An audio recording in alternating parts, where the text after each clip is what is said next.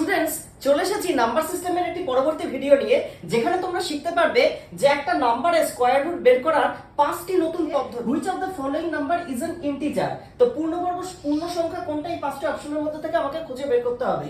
তো দেখো, তোমরা জানো যে কোনো একটা পারফেক্ট স্কয়ার নাম্বারের আন্ডার রুট অপারেশন করলে তবেই আমরা একটা ইন্টিজার নাম্বার পাই।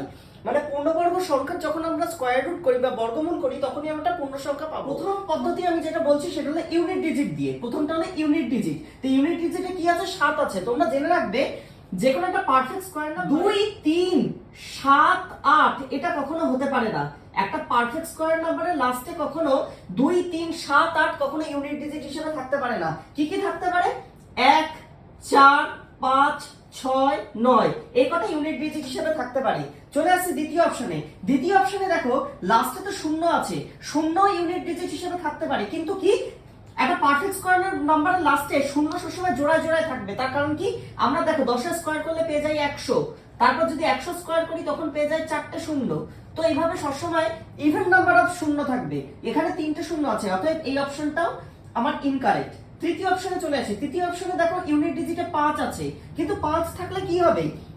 তোমরা জানো 5 এর বর্গ করলে পেয়ে যাই 25, আবার 15 এর বর্গ করলে পেয়ে যাই 225, 25 এর বর্গ করলে পেয়ে যাই 625। অতএব সবকটা নাম্বারে তোমরা দেখতে পাচ্ছ 5 এর আগে 2 রয়েছে, তাহলে 2 আমাকে থাকতে হবে, কখনো 7 থাকলে হবে না। দেখো তার পরের অপশন রয়েছে লাস্টে ইউনিট ডিজিট 6। আমরা জানি 6 ইউনিট ডিজিট থাকলে পারফেক্ট স্কয়ার নাম্বার হতে পারে, কিন্তু এখানে একটা কন্ডিশন আছে, সেই নতুন পদ্ধতি তোমাদেরকে বলবো।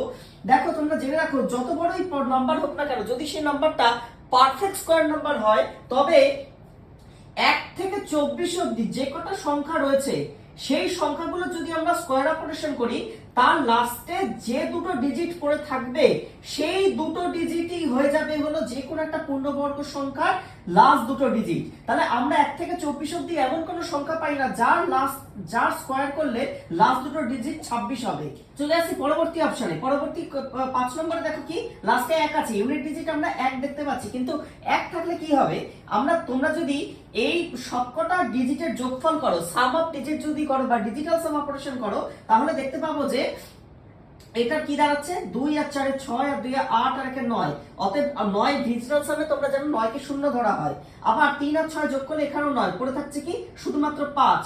শুধুমাত্র 5 পড়ে থাকছে, এর হলো সাম অফ ডিজিট। তোমরা জানো একটা পূর্ণবর্গ সংখ্যার সাম অফ ডিজিট 1 4 7 9 হয়, কিন্তু এখানে রয়েছে কত? 5। তো অতএব এই সংখ্যাটা পূর্ণবর্গ সংখ্যা নয়। তাহলে এখানে যে কটা অপশন আমরা পাচ্ছি কোনোটাই কিন্তু পূর্ণবর্গ সংখ্যা নয়। অতএব এদের আন্ডার রুট করলে কখনোই আমরা ইন্টিজার পাবো না। অতএব এই অপশনটার সঠিক উত্তর হয়ে যাবে নান অফ দিস।